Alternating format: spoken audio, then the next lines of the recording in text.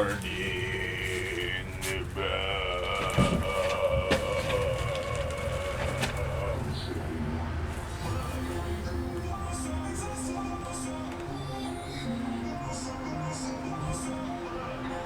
morning.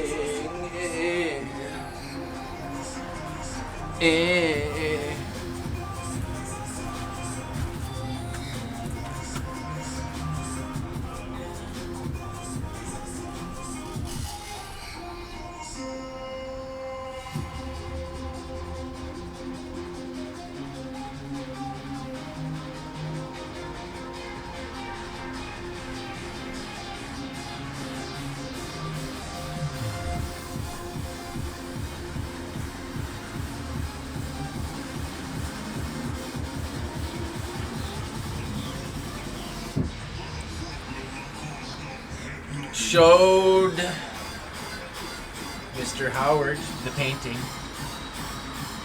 The purchaser of the painting likes it.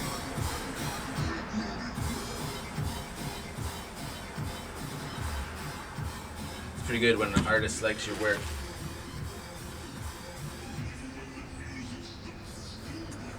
Feels good to me anyway, I guess.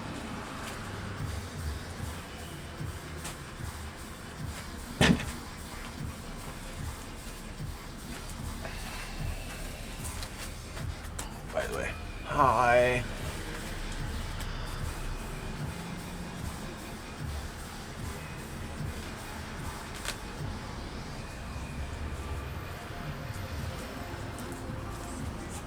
It's Sunday. In the Midwest, typically, Sunday is when everyone goes out for breakfast as a family kind of thing.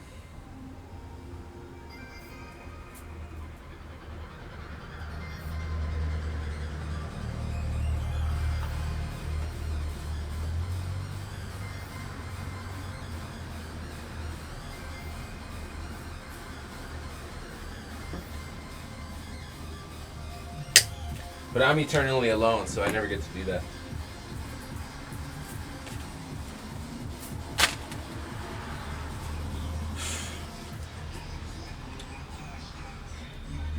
Hopefully I'm kidding. I think I just gotta get out of here.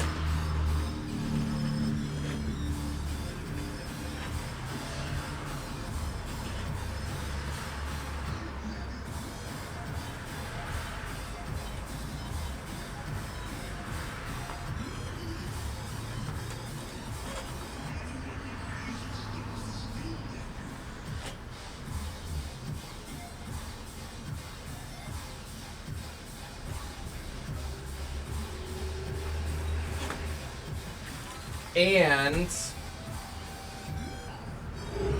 there's a diner right across the street.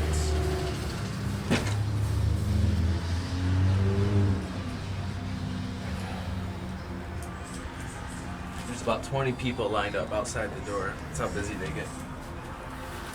Which is kind of gross. Like, I live in Pennsylvania up in the hills. And there's maple syrup everywhere. But none of the diners have it. It's like, what's the point of having pancakes without real maple syrup, you know? Seriously.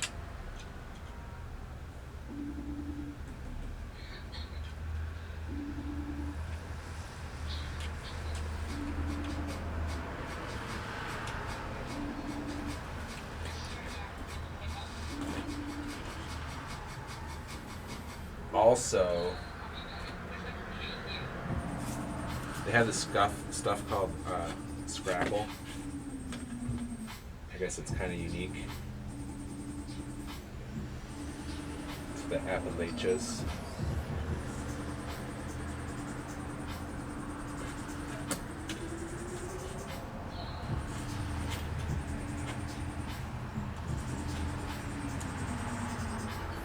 I asked them what it was, and they said it's organ meat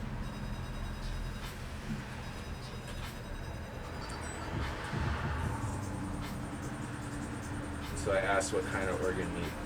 And they looked at me like I was stupid. And I decided that I'm 100% sure I don't want any scrapple. That shit nasty.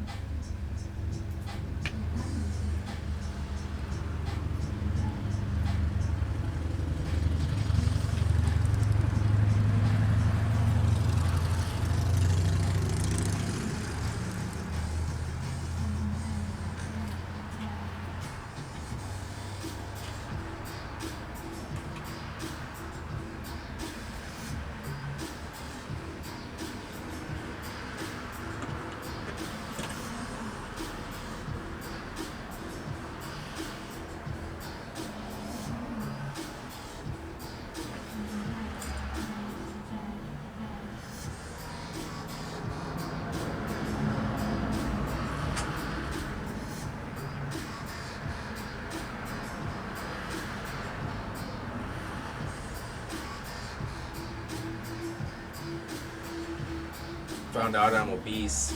Got that going for me.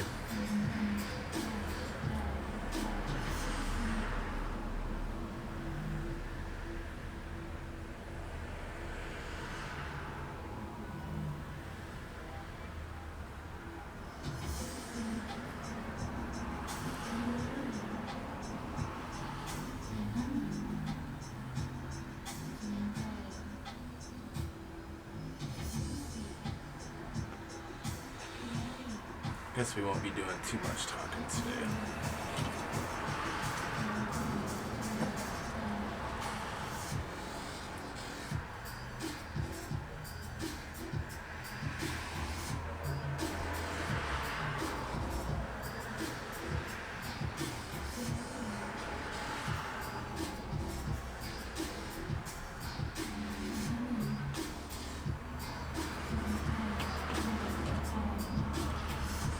Oh, I know what I learned. Through Schnetzny. Sheznia. Fields.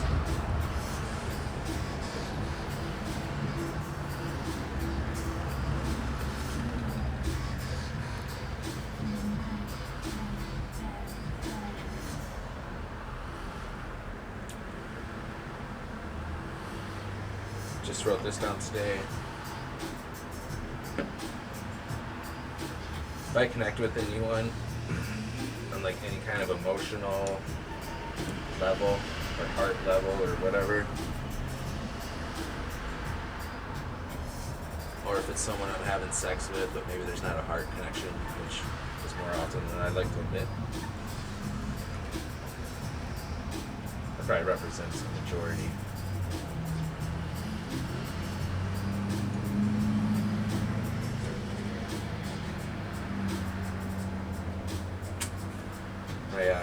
I do this thing where I write down all the judgments I have of them, and then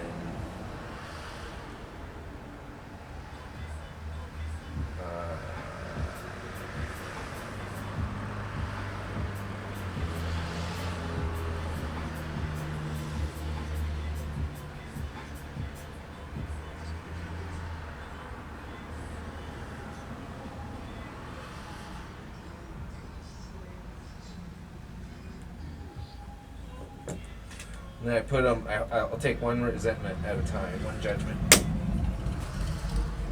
I'll write it down on paper.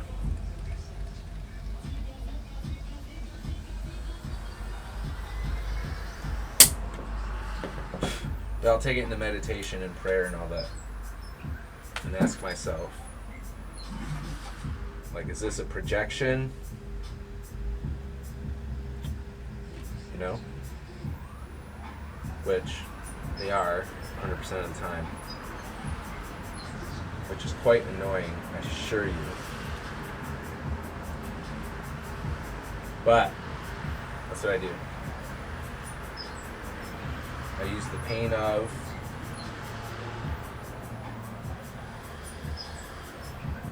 the ending, the slice of the cord, and I follow it back where it comes from, because I believe I don't even believe, it's been my experience that emotional connections or heart connections with someone, while they're all warm and fuzzy in the beginning, they're actually rooted in the human shadow or subconscious, like where we keep, I don't know, shadow's complicated, but basically it's where we hide the stuff in our character that we don't want to look at. So for in this instance,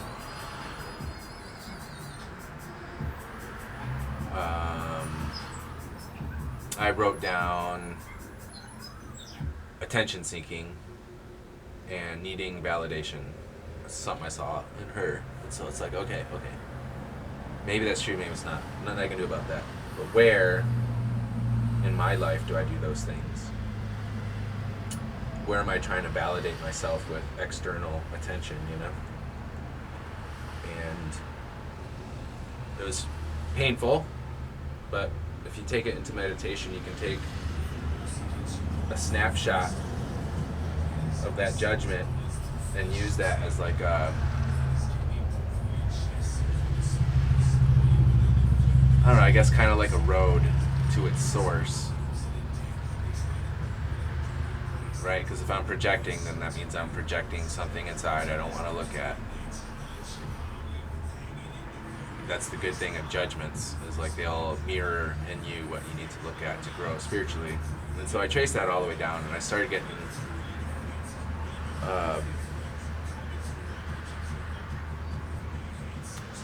images of my mom. You know, she took off when I was like 3 or something, for who knows why. No one will tell me why. But she moved down to Florida, so I was only able to see her, I think, during the summer I was only able to see her in the summer. I think there was one Christmas or something. And then, so that was always messed up for me. Like, I remember one of my earliest memories, and it was a repeated memory, like over and over and over again, was I was on this grass hill, and there was like this little creek below me, and this helicopter, and the helicopter is taking off, and my mom's in the passenger seat, and some dude is driving or flying, and like even in my dream, I just sat there and cried because I was powerless over her taking off. So I think there was a really deep wound that happened. And then I would always look forward to seeing her in the summer, right? Because she's my fucking mom, right? And most of the time that was uneventful. You know, I'd get off the airport. A lot of times I had to fly alone. I started flying alone when I was 6, I think, 6 or 7. Which is probably not cool, but that's what I did. And it was cheaper that way, right? Like my mom was a bartender. She can afford to fly up and then fly back, or drive up and then drive back.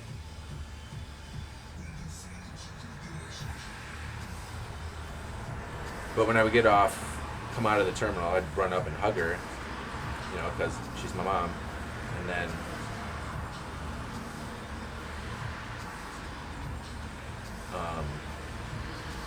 when I would leave Florida to go back home, I would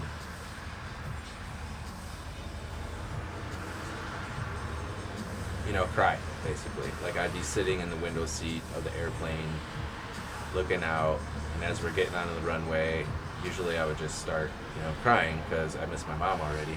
It's like I'm breaking that connection again. Oh, and so that was always difficult. And then there was times too where she would come up to Michigan to visit instead of me going down there, or come up to pick me up or whatever.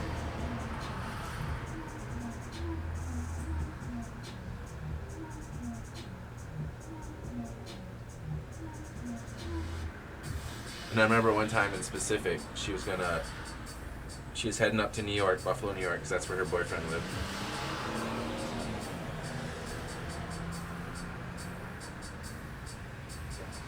She was going to stop by and see me, because you can get to Buffalo like through Michigan and then Canada, kind of. They probably had drugs on them, which is probably why they didn't want to go through Canada. But yeah, they probably did, now that I think about it. Anyway, they got to Ohio and they decided to call me and say, no, we're not going to visit, So I'd been looking forward to this thing forever. And I was just heartbroken. And I remember my grandma looking at me. I can't remember if she got on the phone real quick and yelled at my mom or what. But I remember my grandma at one point in my childhood saying something to the effect of, you said you were going to be here. Like, what the fuck, And so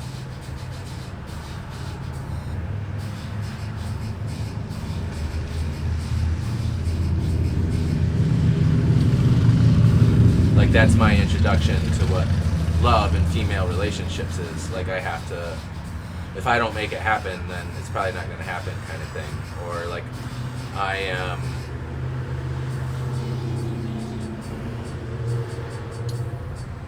in the back seat, like in the back pocket, right? Like my mom put me in her back pocket. And so somehow I took that personally. And it probably has to do with my dad too, but we'll get into that later.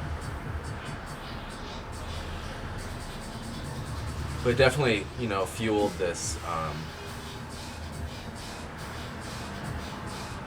this chasing after the ladies, and because they're always unavailable, right? Like women are unavailable, so I gotta go chase them and get them, kind of thing. Well, not even get them. Like I don't even go chase. I really don't chase women.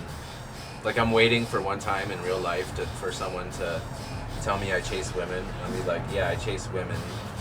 Like I chase my whiskey. I don't drink.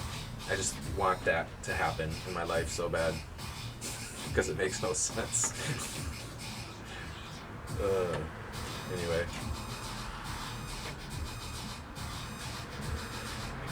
So I got to experience those string of emotions. And another one in there was one time when I was in the airport leaving Florida. I think it's Miami airport. And I got in the seat. I looked out. I was getting ready to cry, like, right? I was expecting it. And then the emotions started coming up like I was going to. And then something just broke. And I didn't feel anything anymore. I think I was 10 or 11. It's like that was just enough. Like I couldn't deal with that heartbreak every year, And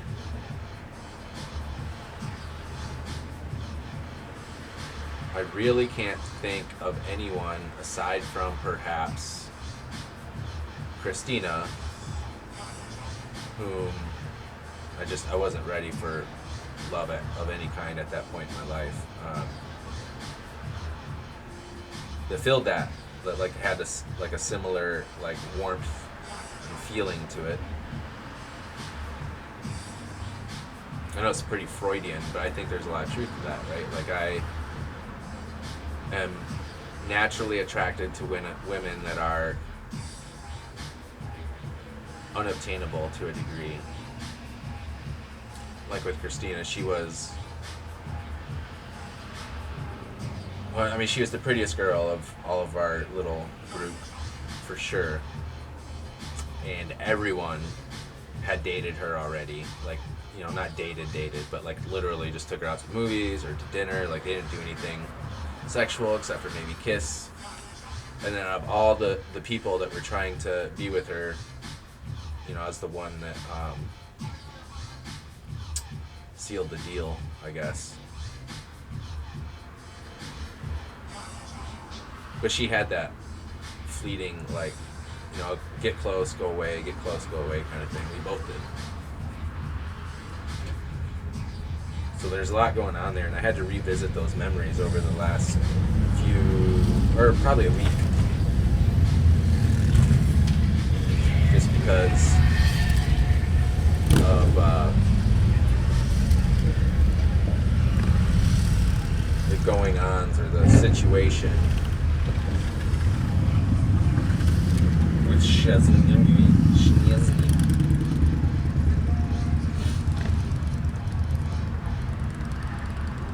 But it's good, right? Like, without her and that connection, would I have been able to get in touch with those things? I don't think I could have.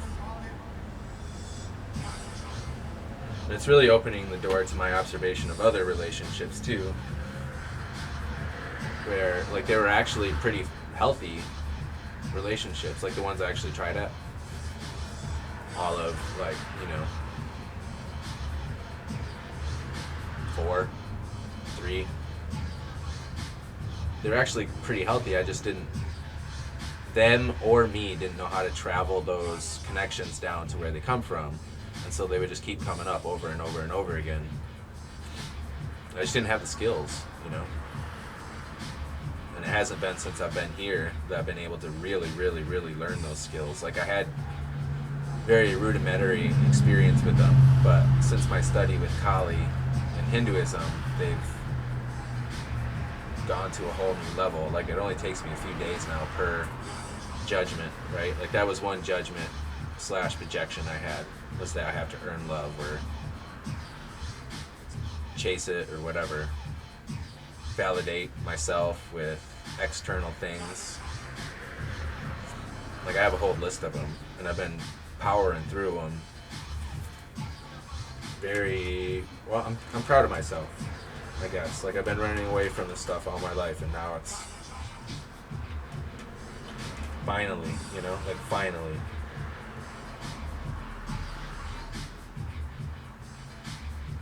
So I'm gonna probably offer a thank you of some sort.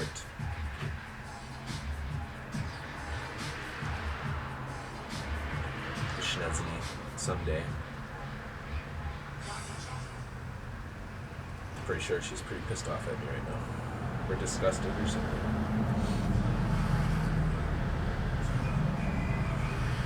If she's anything like I am, she is.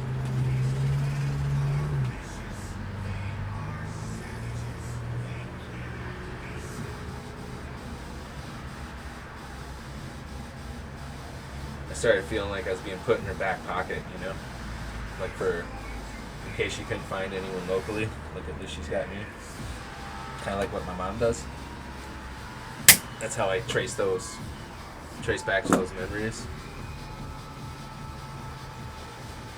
And let me tell you, Ryan does not go in the back pocket. Nobody puts baby in the corner. Dirty Dancing. circa 1980 something.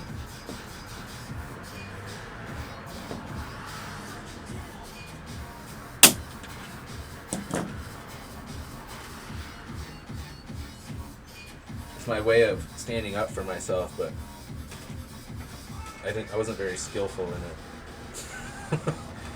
I didn't know all those feelings and emotions were in it, but my reply to her during a text was just yuck. That was it. Like, but in that yuck was like, go fuck yourself, you know? And then in that go fuck yourself, or fuck off, I'm more of a fuck off kind of guy. In that fuck off, there was all those memories, relationship with mom, you know, like the abandonment, constant, at the whims of women kind of thing. My emotions are to be played with at the behests of them. And that's just not something I'm groovy with anymore. But that, you know, all of that, I call that like a shadow bomb. Like you gotta, that one little word had all that stuff in it, but the emotions, thoughts, beliefs, everything. But you gotta dismantle it, right? Like that's a shadow bomb. Like you see the tip of it and you gotta go into the bomb and really dismantle what makes it tick. And that's the hard part. I think that's where people get scared. Scared is Ryan for scared, if you're wondering.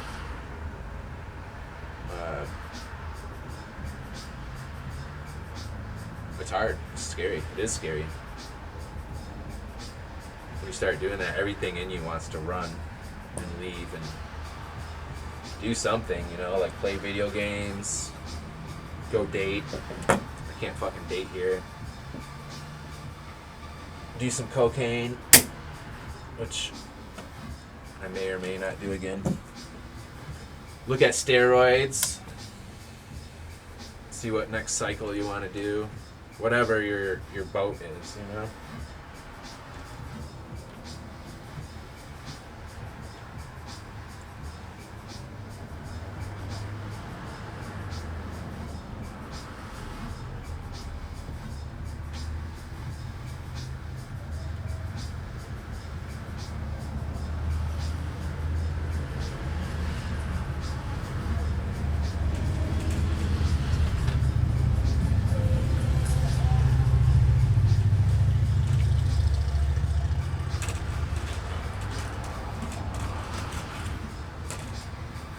I guess I should be lucky that I have those skills now.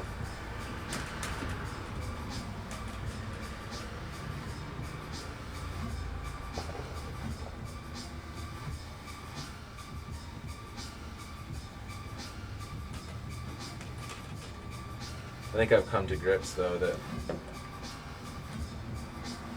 I'm probably not gonna be able to find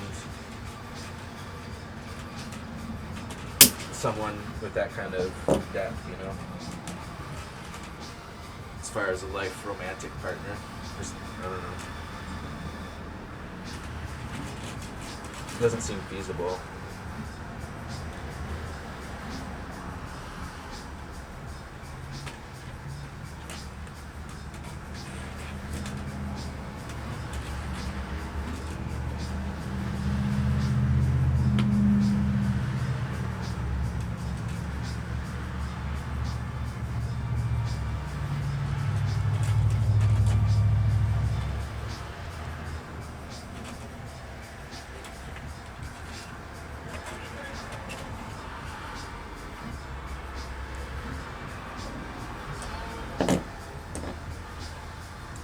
None of my friends have it, except for maybe Paula.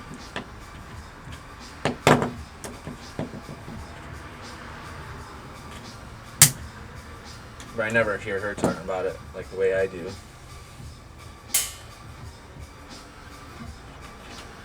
I've been able to start showing Sandy it. That actually feels good, because I care about her, you know? She's been struggling with some stuff. Triggers, you can call them. Triggers are the tip of the shadow bomb. They don't have anything to do with the person outside of you. Just in case anyone's confused.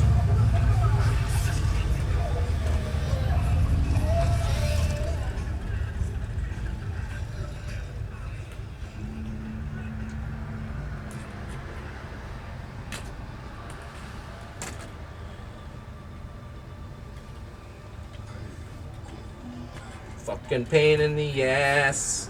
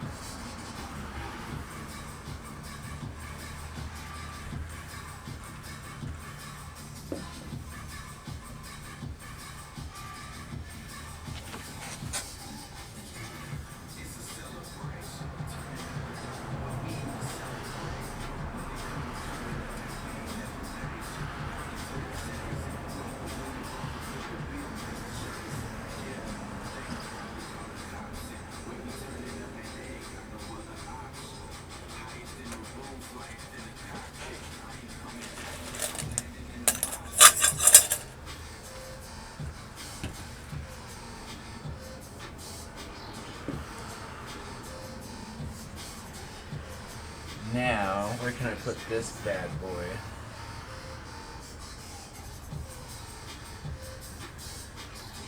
Something like that.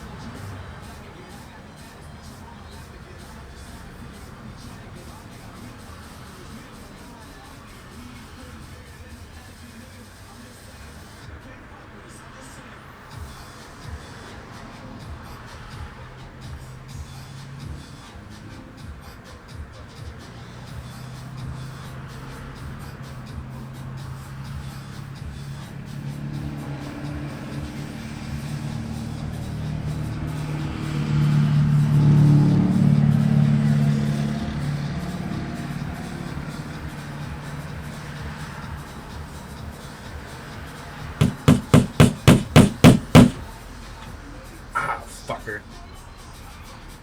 Got a bleeder. There. Forge that, motherfuckers.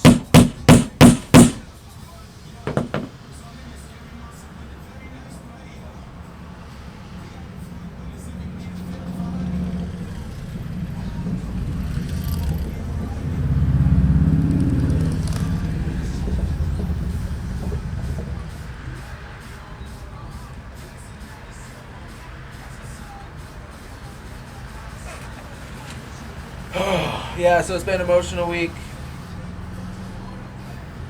Glad you guys are here. Faux shizzle. I'm gonna go make some lunch. Love on myself. sexually.